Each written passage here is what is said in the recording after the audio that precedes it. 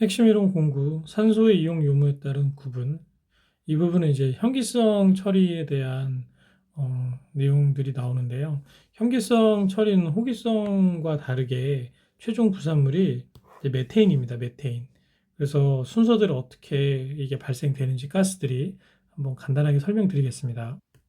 우선 처음에는 가수분해 반응이 이제 형성이 되면서 여러 가지 물질들이 이제 분해가 쉽게 되는 이제 가용성 유기물로 이렇게 잘게 부서진다고 생각하시면 되고요. 그 이후에 이제 유기산균이 유기물질을 분해시키면서 이제 산을 생성합니다. 산. 그것을 우리가 산 생성 단계라고 하고요. 이때 생성되는 두 가지 물질이 유기산과 알코올이 발생한다고 합니다. 그 이후에 이 산 생성 단계에서 발생한 아세트산을 제외한 물질들이 이제 초산 생성균이라는 미생물이 있어요. 얘네들에 의해서 이제 초산으로 분해가 됩니다. 그래서 처음에 이제 유기산과 알코올이 나오고 그것이 두 번째 반응을 거쳐서 이제 초산으로 분해가 되는 거죠.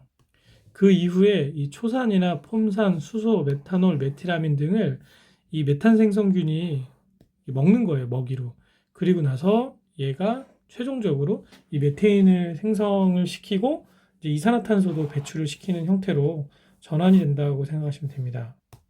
이 현기성 분해의 가장 큰 장점은 이제 여러 가지 뭐 내용들이 쭉 있는데요. 이 중에 좀 주의 깊게 봐야 될 것이 우선 슬러지 발생이 굉장히 적고 그리고 이제 온도가 높아서 병원균과 기생충란이 사멸됩니다.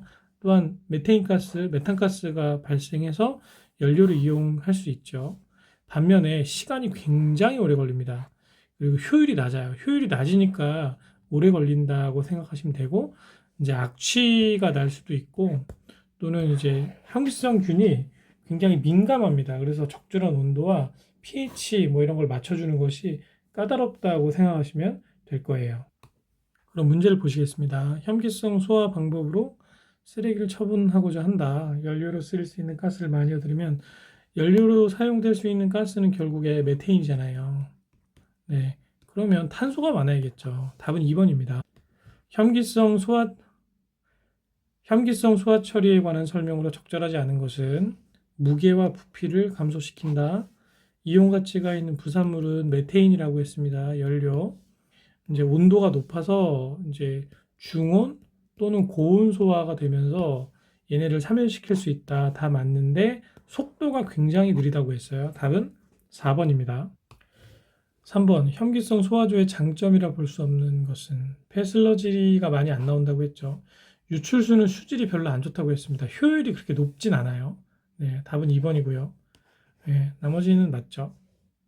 4번 다음 중 유기물의 현기성 소화 분해 시 발생되는 물질로 거리가 먼 것은 알코올, 유기산, 그 다음에 이게 분해돼서 이제 초산이 되고 메탄 생성균이 얘를 메탄으로 만든다고 했어요. 산소는 전혀 관련이 없습니다. 답은 1번입니다. 현기성 소화의 종류 이 부분은 시험지에 그렇게 많이 나오진 않는데 그래도 내용은 한번 제가 구성은 해봤거든요.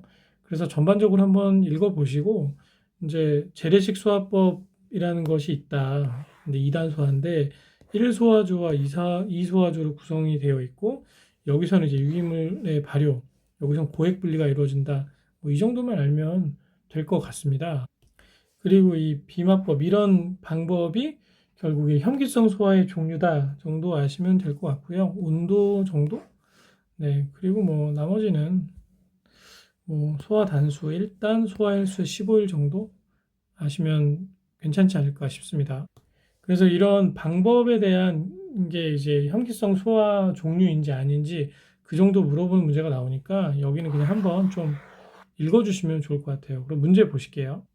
슬러지 현기성 소화의 장점과 거리가 먼 것은 뭐 풀 수 있죠. 병원군 죽일 수 있고 발생량 감소시킬 수 있고 얻을 수 있는데 처리 기간이 굉장히 길다고 그랬어요. 네, 효율이 낮기 때문에 그래서 답은 4번이죠.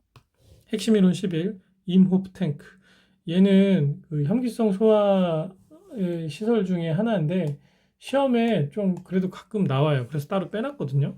그 탱크가 이제 2단으로 되어 있습니다. 그래서 침전실, 소화실, 스컴실 이렇게 구성이 되어 있고요.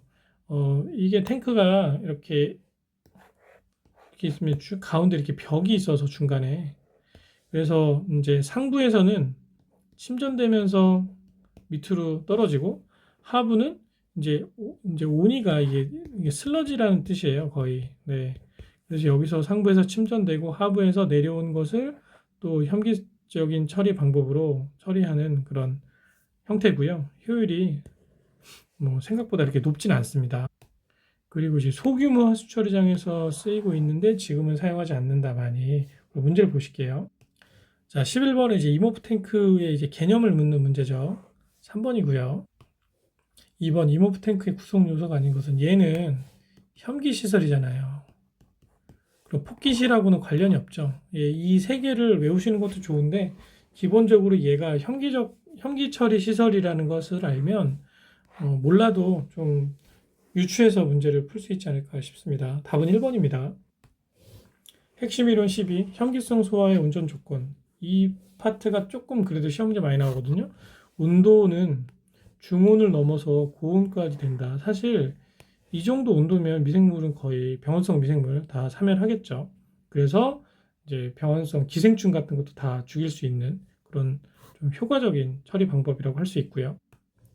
pH는 이제 6.5에서 7 사이, 주로 이제 이게 약산성인데, 왜냐하면 아까도 설명드렸지만 뭐 초산이나 뭐 유기산 이런 것들이 나오잖아요. 그래서 산성이에요, 산성. 그래서 pH가 좀 낮다라고 기억하시면 좋고, 이제 체류 시간은 중온 소화와 고온 소화의 날짜가 서로 다르다. 이 날짜도 같이 기억해 주세요. 그리고 유기물과 미생물의 어떤 만남은 이제 기계적으로 혼합하고, 또 소화가스가 순환되면서 같이 함께 일어난다고 생각하시면 됩니다. 유기물 부하량도 이 값이 있는데 이것도 암기해 주시면 좋고요. 이 부분이 시험 문제 조금 가끔 나옵니다. 네, 킬로그램당 0.35 큐빅미터의 메테인이 생성된다.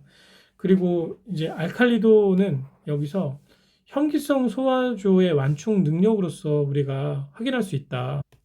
이게 무슨 얘기냐면, 현기성 소화가 진행될 때 알칼리도가 잡혀요. 이게 이제 현기성 분해 과정에서 발생하는 이 암모니아, 네, 암모니아에 의해서 알칼리도가 잡히거든요. 그래서 알칼리도의 값에 따라서 이제 이 현기성 소화조의 완충 능력이 얼마나 큰지를 우리가 이제 좀 대신해서 이제 알 수 있는 거겠죠. 그래서 이 내용도 시험 문제 가끔 나온다. 소화가스 발생량의 감소 원인, 얘는 이제 분해가 잘 안 되는 요인이라고 생각하면 좋을 것 같습니다.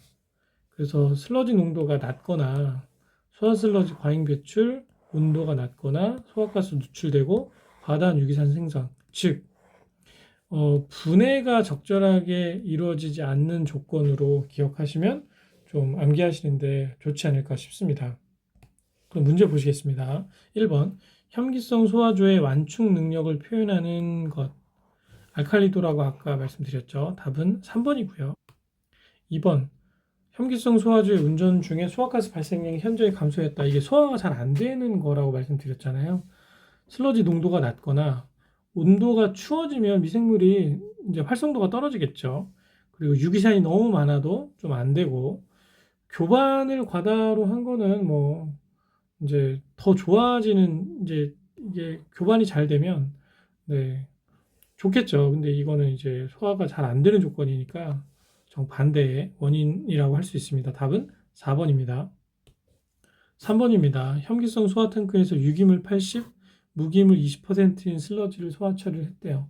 그러면 얘네가 소화 슬러지의 유기물이 75%가 되고, 요게 이렇게 된 거죠. 무기물은 늘었어요. 그럼 이걸 가지고 소화 효율을 우리가 계산할 수 있습니다. 소화 효율은 소화 전의 비율을 분모로 넣고, 이제 소화 전 빼기 소화 후 이렇게 넣으면 되거든요. 우선 소화 전의 비율을 우리가 찾아보면 이게 결국 유기물과 무기물의 비율이에요. 그래서 유기물을 이제 소화 전의 비율은 유기물이 80%고 유기물이 20%잖아요. 그럼 4입니다. 4. 근데 소화 후에 비율, 유기물과 무기물의 비율은 이게 75로 됐잖아요. 자, 75를 25로 나누면 얼마죠? 3입니다. 그러면 소화 효율은 소화 전에는 비율이 4였는데 4 빼기 3 하면 4분의 1이잖아요. 그럼 25%가 되는 겁니다. 네, 소화 효율은 25%로 답으로 하시면 됩니다. 답은 1번이죠. 핵심 이론 13. 메탄가스 발생량. 이제 탄수화물이 기본적으로 염기성 분해가 될 때 이 아래에 이제 예를 들면 이제 대표적인 탄수화물이 이제 글루코스잖아요. 네, 이게 이제 단당입니다. 얘가 분해될 때 이산화탄소와 메탄의 몰 비율은 각각 3몰씩 네, 반응이 돼서 형성이 됩니다. 동일하다고 지금 나와 있죠. 뭐 아세트산일 경우도 마찬가지로 동일한 몰수의 그런 이산화탄소와 메테인이 생성이 된다. 그럼 문제를 한번 보실게요. 글루코스 혐기성 분해 반응식이다. 이거 분해 반응 완성하는 거 계수 맞춰가지고 하면 되죠. 근데 여기서 지금 탄소는 이제 두 군데 있으니까 탄소를 처음에 맞추면 안 되고 이 수소로 찾으면 됩니다. 수소가 여기가 4개잖아요. 그럼 12개니까 B가 3이겠죠. 그리고 산소는 네, 여기가 지금 6개인데 뒤에는 없고 앞에 2개니까 여기는 3이 되겠죠. 그럼 뭐 탄소는 굳이 맞출 필요까지는 없네요. 같은 몰수가 나온다? 3, 3. 답은 2번입니다. 2번 분뇨 처리장에서 유입되는 분뇨의 성상이 다음과 같을 때 메테인가스 발생량은 여기서 휘발성 고형물의 퍼센트와 총 고형물량의 어떤 그 농도 그리고 메테인가스 발생량 뭐 이런 것들이 쭉 나오는데요. 이걸 가지고 문제를 한번 풀어보겠습니다. 우선 총 고형물량을 단위를 kg/m 세제곱으로 한번 바꿔볼게요. 그러면 총 고형물량이 요거잖아요. 자, 25,000 지금 mg/L g/큐빅미터로 바꿀 수 있다고 했죠. 그러면 공색이 없으면 kg 되죠. 왜냐하면 이제 kg으로 이제 다 이렇게 나오니까 이것도 kg으로 바꾸는 게 편합니다.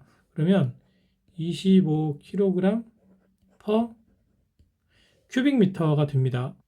이 상태에서 이제 메테인 가스 발생량을 계산을 해보면 고형물량이 총 25kg이었는데 1 큐빅미터당 여기서 이제 메탄가스 발생량이 kg당 0.6 미터 세제곱씩 나온대요. 그러면 0.6 큐빅미터 per kg을 곱하고요.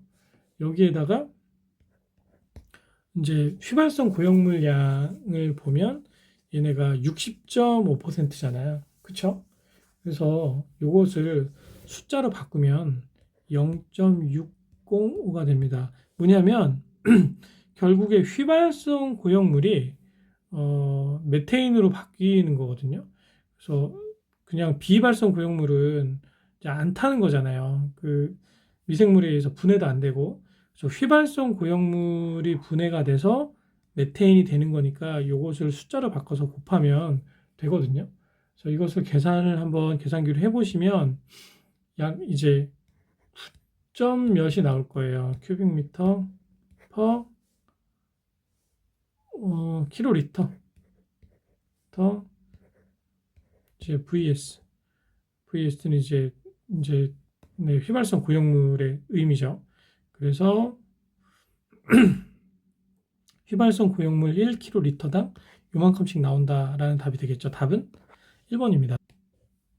3번 500g의 이 글루코스잖아요. 이게 반응을 할 때 이제 혐기성 분해로 완전히 될 때 메테인가스 용적 얘는 C6H12O6이 이제 분해가 되면 3CO2 플러스 3CH4 이렇게 된다고 아까 다 했었죠. 그럼 이걸 기준으로 요 가스 용적을 우리가 찾으면 되거든요. 자, 요 물질 글루코스의 분자량을 우리가 찾아보면 C16 죄송합니다. 12 곱하기 6 더하기 1 곱하기 12 더하기 16 곱하기 6. 계산기로 해보시면 180g/몰이 나옵니다. 180이라고 할게요. 180대 여기 지금 메테인가스 얼마 나옵니까? 3몰이죠. 3 곱하기 22.4 리터가 되겠죠. 그쵸? 요거는 자 500g 대 x. 그래서 이렇게 비례식으로 푸시면 돼요. 계산기 한번 해볼게요. 자 3 곱하기 22.4 곱하기 500. 그리고 얘를 180으로 나누죠. 그럼 186.666, 186.7. 그래서 답은 3번이 됩니다. 핵심 이론 14, 고도 처리. 얘를 다른 말로 3차 처리라고 합니다. 보통 우리가 1차 처리라고 하면 물리 처리, 2차 처리를 생물 처리, 여기 뭐 화학 처리는 1차 처리나 2차 처리나 뭐 부분적으로 들어갈 수 있어요. 근데 3차 처리는 이게 이제 질소하고 인 제거하는 고도 처리가 여기 해당이 되는 겁니다. 그래서 얘를 3차 처리라고도 하고, 이제 유기물을 제거를 한 후에 이제 부영양화를 일으키는 원인 물질인 질소와 인, 뭐 중금속을 제거하는 것을 이제 우리가 고도 처리라고 한다라고 생각하시면 되고요. 뭐 이런 방식에 의해서 이제 고도 처리를 하는데 질소 제거, 인 제거, 동시 제거, 그리고 이제 가끔 난분해성 뭐 물질을 제거한다, 이 정도로 아시면 될 것 같아요. 그럼 문제 보시겠습니다. 1번 다음 폐수 처리 공법 중 고도 처리라고 볼 수 없는 것은 난분해성 유기물, 현기 호기법에 의한 영양물의 제거. 다 맞아요. 근데 살수여장법은 그냥 생물학적 처리법이죠. 2차 처리. 이게 생물 처리 공법이잖아요. 그래서 이게 답이죠. 이건 2차 처리입니다. 답은 3번입니다. 2번 고도 처리 제거 대상 물질과 방법의 연결이 잘못된 것은 질소는 질산화, 탈질화 맞고요. 중금속, 활성탄 흡착, 화학적 응결 맞고요. 2는 규조토로 여과하는 게 아니라 AO 공법이라고 있습니다. 좀 이따 할 텐데 이런 방법으로 제거를 합니다. 답은 3번입니다. 핵심 이론 15 흡착 공정. 이 파트는 고도 처리와 관련된 내용으로 제가 그냥 좀 넣어놨고요. 동일한 내용들이 좀 나오기 때문에 간단하게 이제 흡착의 기본적인 정의 정도는 앞에서 설명한 내용으로 가름을 하도록 하겠습니다. 다시 한번 강조드리지만 물리적 흡착과 화학적 흡착의 차이는 꼭 기억을 하시면 좋을 것 같습니다. 문제 보시겠습니다. 흡착 공정에서 흡착제의 흡착이 완료돼서 유출소에서 용질이 배출되는 점을 파괴점이라고 합니다. 이건 개념이니까 그냥 암기해 두시면 좋을 것 같습니다. 답은 4번이죠. 핵심 이론 16 활성탄 처리법. 이 방법은 이제 흡착제 중에 하나인데 활성탄이 주로 많이 사용되니까 그것을 좀 더 강조하기 위해서 제가 넣어봤고요. 이제 활성탄은 분말과 입상 활성탄 두 가지가 있습니다. 그래서 얘는 이제 냄새, 뭐 페놀, 유기물 합성제 제거, 난분해성 미량 원소 막 이런 것들이 다 처리할 수 있다라고 보시면 되고요. 보면 이제 생물학적 처리를 방해하는 이런 약품, 그리고 난분해성 물질들, 그리고 이제 중대한 영향을 미치는 이제 독성 물질, 냄새나 색도 이런 것까지 다 제거 가능하다. 그럼 문제 보시겠습니다. 폐수 처리에 있어서 활성탄은 어떤 목적으로 사용되는가? 활성탄은 흡착의 주요 원리를 가지고 있는 물질이라고 했죠. 답은 1번입니다. 2번 폐수를 활성탄을 이용해서 흡착법으로 처리하고자 한다. 활성탄의 양을 구하는 이제 공식, 이게 등운 흡착식이잖아요. 그래서 여기 참 친절하게 식이 다 나와 있어요. 그럼 이 식을 도입을 해서 문제를 푸시면 되는데요. 우선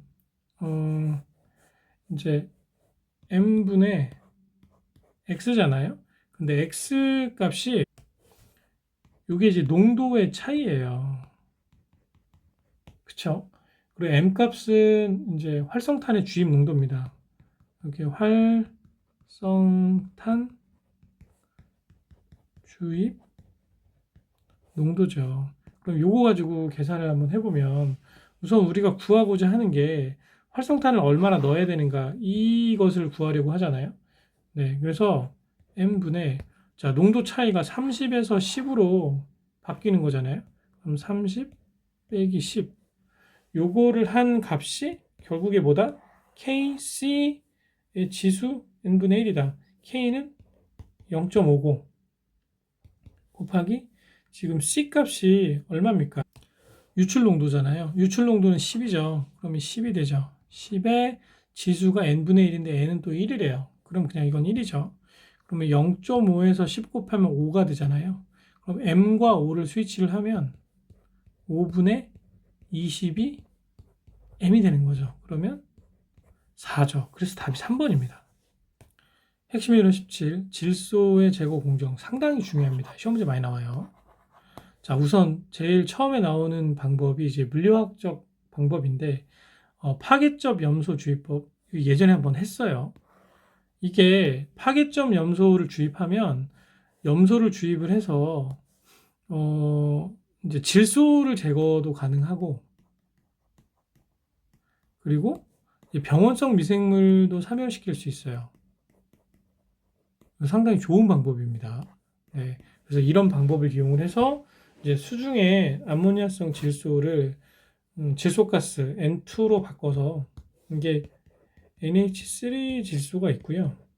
그리고 진짜 질소가스가 있잖아요. 이렇게 바꿔주는 거예요. 네, 그래서 제거를 한다. 공기탈기법은 pH를 높여주면 그 상태에서 공기를 불어넣어 줬을 때 이제 이 수중의 암모니아 가스로 탈기를 해서 제거할 수 있다고 합니다. 그리고 선택적 이온 교환법은 이온 교환 수지를 이용해서 제거하는 방법이고, 그리고 마지막으로 막 분리. 네. 이 RO, NF막.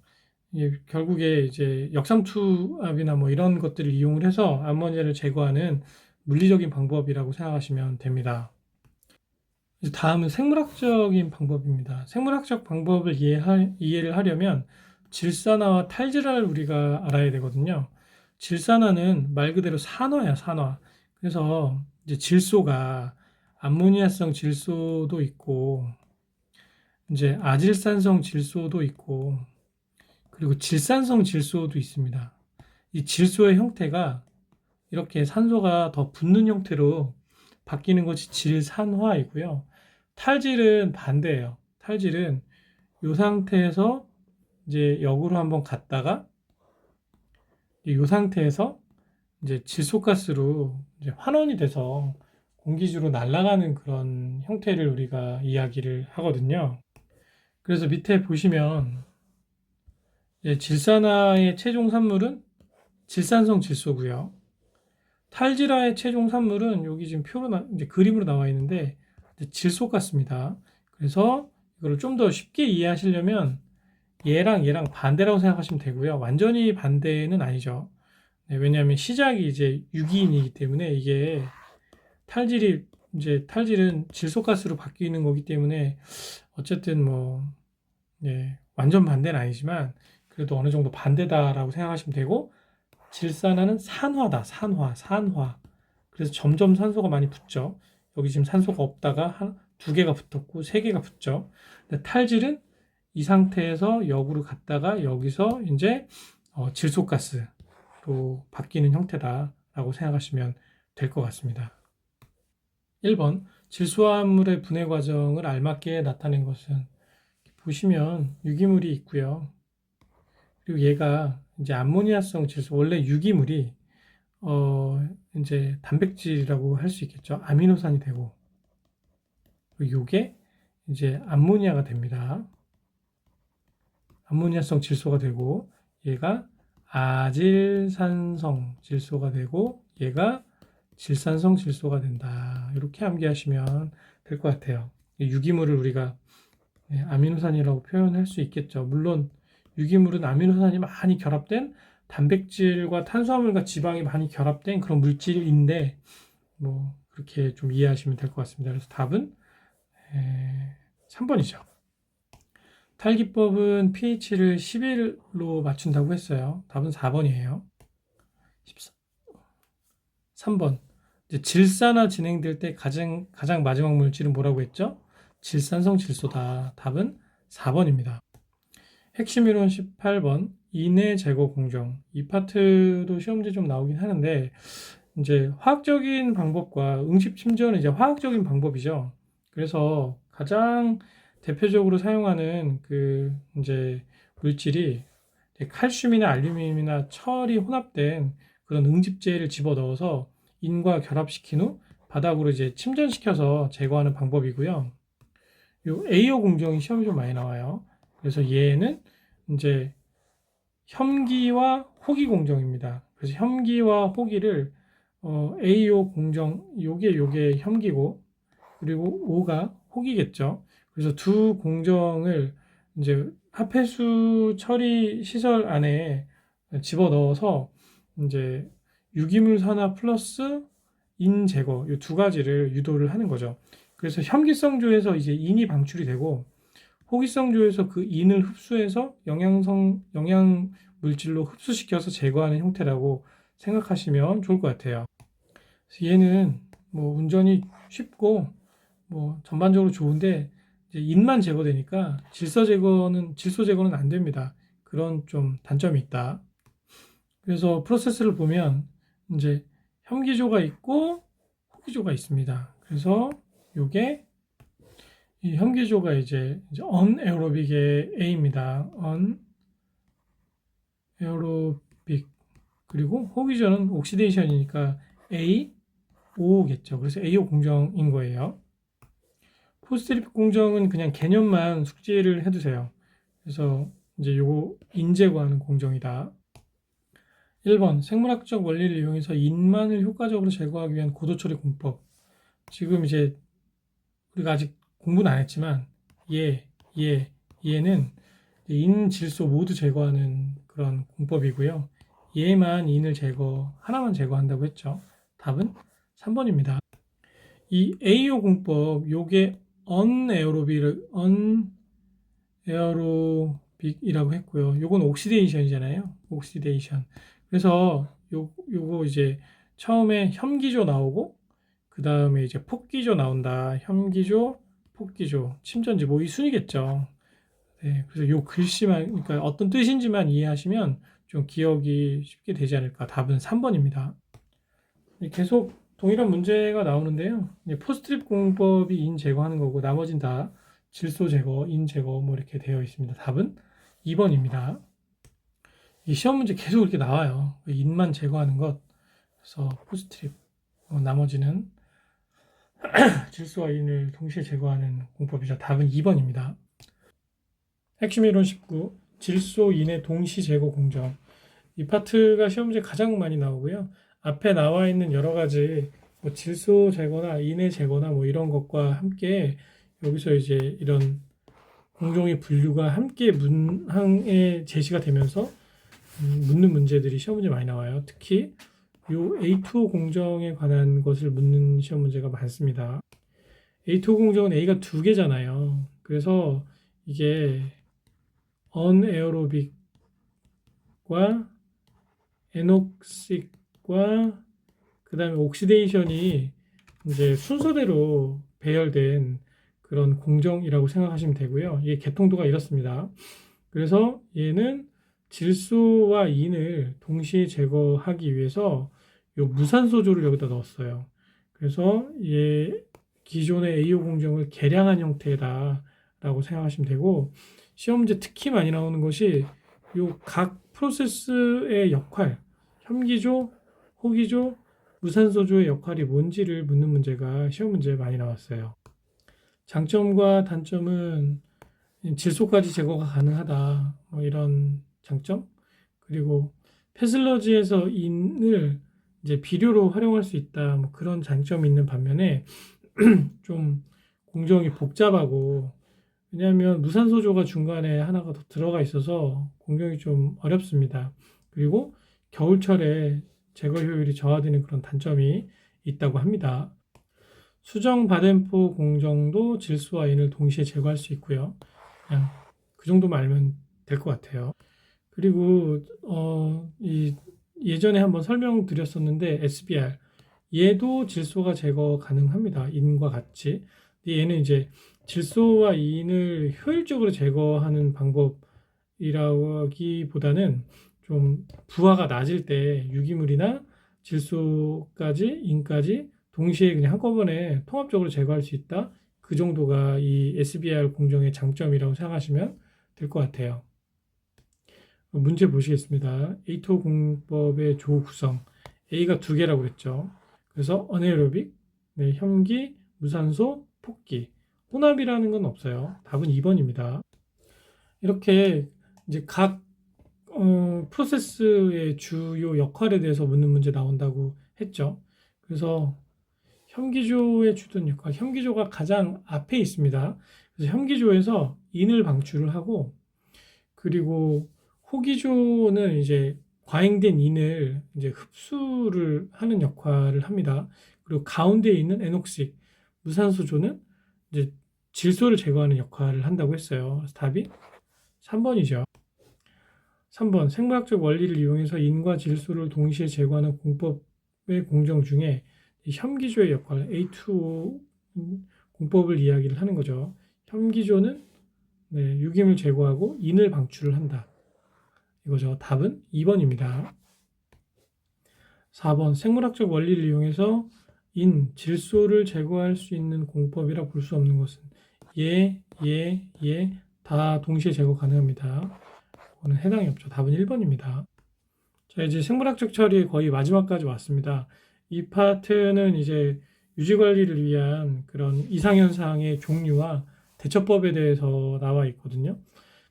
그래서 이상현상을 뭐 벌킹, 거품, 핀플럭, 슬러지 해체, 부상, 곰팡이나 효모의 증식으로 인한 침전성의 저하 뭐 이렇게 나눠서 이야기를 할 수 있을 것 같아요. 문제를 보면 이제 침전성 개선은 뭐 말도 안 되는 얘기죠. 답은 4번이고요. 벌킹은 계속 나오니까 근데 이 파트가 이제 벌킹을 제어하기 위한 방법들에 대한 것들을 공부하는 파트이기 때문에 앞에 나와 있는 기본 개념이나 뭐 이런 것도 중요하지만 이것을 어떻게 제어하는지를 좀 생각을 하시면서 공부를 하시면 좋을 것 같아요. 그래서 pH, 영양염료를 첨가하거나 또는 뭐 폭기를 적당한 산소량을 부여를 해주고 한마디로 현기성 조건보다 호기성 조건으로 만들어 주거나 또는 화학적 처리를 통해서 이제 살균 소독을 해서 사상성 미생물을 없애는 역할도 할 수 있고요. 뭐 그런 방법으로 이제 제어가 가능하다고 합니다. 1번 SVI 이상으로 침강성이 불량해져서 이거는 이제 벌킹 현상에 대한 개념이고 벌킹을 화학적으로 처리를 할 때 가장 좋은 것이 염소살균을 통해서 사상성 미생물, 사상성 균류를 사멸하는 방법이라고 했습니다. 답은 4번입니다. 세 번째로 거품 현상인데요. 벌킹 다음으로 많이 일어난다고 합니다. 굉장히 이제 침전조 표면에 거품이 생겨나서 냄새도 나고 침강도 안 되고 뭐 악취 뭐 이런 여러 가지 현상이 발생하는 거라고 하고요. 이게 크게 세 가지 요인이 있는데 이제 비누를 만드는 그 계면활성제가 들어오거나 붓기가 너무 강해도 이런 현상이 일어난다고 합니다. 또는 거품이 빠져나가야 되는데 빠져나가지 못하고 트래핑이 돼서 그 상태로 계속 머물러 있는 요인에 의해서 발생이 될 수도 있대요. 주로 이제 거품을 발생시키는 균이 노르카디아 균의 증식에 기인을 한다고 하고 얘네들을 어떻게 제어하느냐가 이제 주요 관건이라고 할 수 있겠죠. 그래서 과도한 폭기량은 오히려 이제 그 균의 증식을 유발할 수 있기 때문에 폭기량을 좀 조절을 하고 뭐 MLS 농도를 유지를 하거나 물리적 처리를 하거나 이런 기타 방법들을 통해서 제거할 수 있다고 합니다. 그럼 문제를 보실게요. 폭기량 늘리면 안 된다고 했고요. 고농도 MLSS 유지와는 전혀 관련이 없고 오히려 이제 MLSS의 농도를 좀 적절하게 조절을 하는 것이 중요하다. 물리적 처리도 필요하겠죠. 답은 3번이네요. 증식 유도하면 안 되니까. 핵심이론 공사, 핀플럭. 핀플럭은 과도한 폭기로 인해서 산소가 이 설정된, 그러니까 그 같이 결합된 이 플럭을 깨부수는 거예요. 그래서 플럭 형성을 방해해서 결과적으로 슬러지의 침전성을 떨어뜨리는 현상을 핀플럭이라고 합니다. 얘는 유기물 부하가 매우 낮은 상태에서는 산소를 이용을 해서 유기물을 분해를 시켜야 되는데 유기물이 없으니까 미생물이 산소를 안 쓰는 거예요. 그래서 남아있는 산소가 과다하게 돼서 이제 슬러지를 해체하는 역할을 한다. 네, 폭기량이 너무 많을 때. 이 원인은 다르지만 결과는 같은 거죠. 과다 폭기입니다, 결국에. 그래서 폭기량을 조절하거나 FMB를 즉 이 F의 양을 늘려서 더 많은 산소를 미생물이 쓸 수 있게 조절을 하는 방식으로 이해하시면 좋을 것 같아요. 그럼 문제 보실게요. 네, 문제는 이제 핀플럭 현상에 대한 그런 문제죠. 답은 1번입니다. 자, 마지막으로 이제 슬러지 해체입니다. 슬러지는 슬러지가 어떻게 만들어졌는데 걔네들이 다시 떨어지는 거예요. 그래서 독성 물질이 들어오거나 너무 염류의 농도가 높거나 또는 어떤 특이한 원생 동물이 증식하게 되면 이런 현상이 발생할 수 있다고 해서 얘네들을 조절하기 위한 방법으로 BOD의 부하를 낮추거나 또는 독성 물질의 유입을 제한하거나 또는 미생물을 다시 심는 거예요. 그래서 좋은 미생물이 활성화돼서 슬러지를 다시 이제 결합시킬 수 있게 도와주는 거죠. 문제를 보시겠습니다. 슬러지 해체를 제어할 수 있는 적절한 방법은 뭐냐? 독성 물질을 막는 거라고 했죠. 네, 답은 1번이에요. BOD의 증가를 BOD를 좀 낮게 유도하거나 원생 동물에 의해서 슬러지 해체가 일어나니까 이건 안 되죠. 염류의 농도도 낮은 게 좋다고 했습니다. 답은 1번입니다.